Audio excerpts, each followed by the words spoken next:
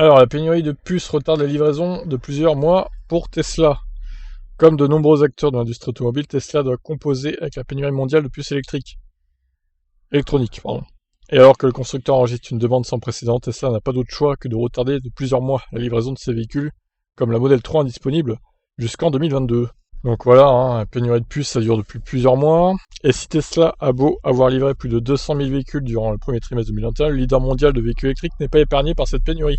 En témoignent de nombreux retards de livraison désormais confirmés par Tesla. Sur la version américaine du configurateur en ligne du constructeur, les délais de livraison pour une Model 3 autonomie standard plus se sont nettement allongés. Ainsi, pour une commande passée en août 2021, il faudra attendre 5 mois pour pouvoir poser ses mains sur le volant de la berline électrique. Vous l'aurez compris, Tesla éprouve elle aussi des difficultés à s'approvisionner en composants, à tel point que des retards de livraison sont désormais inévitables. Musk, PDG de l'entreprise, a lui-même reconnu la complexité de la situation sur Twitter. Tesla fabrique des voitures pour l'exportation durant la première moitié de chaque trimestre et pour le marché local pendant la seconde moitié. Comme cela a été révélé publiquement, nous fonctionnons actuellement avec une extrême congestion en ce qui concerne certaines puces standards du monde automobile. Les plus problématiques sont de loin Renesas et Bosch, a-t-il précisé sur le réseau social. Le modèle Y grande autonomie paie aussi les frais de cette pénurie avec des dates de livraison fixées en décembre 2021 pour le moment. Ah ouais, faut que j'aille voir ça sur le site. Concernant la France, le constructeur n'a pas encore modifié les délais. Ah oui, ça va alors. Avec une livraison en septembre pour les modèles 3, autonomie standard plus et performance. En d'autres termes, le marché français ne semble pas concerné par ces retards, pour l'instant. Ouais, ça peut changer assez vite.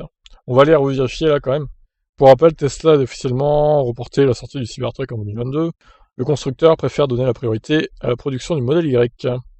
Alors du coup, on va aller voir les sites, les différentes pages des différents modèles.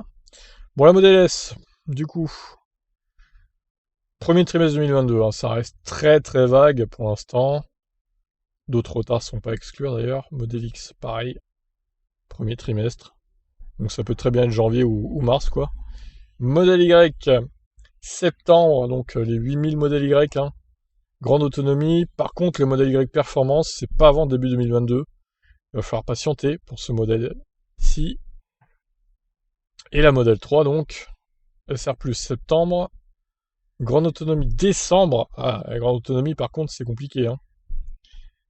Et la performance, septembre aussi. Ok. Bon, bah voilà, pour l'instant, il y a vraiment la Model 3 long range qui est impactée, on va dire. Par contre, les autres, ça va en fait. Modèle S et X, par contre, il va falloir être très très patient si vous en voulez une, ça c'est sûr.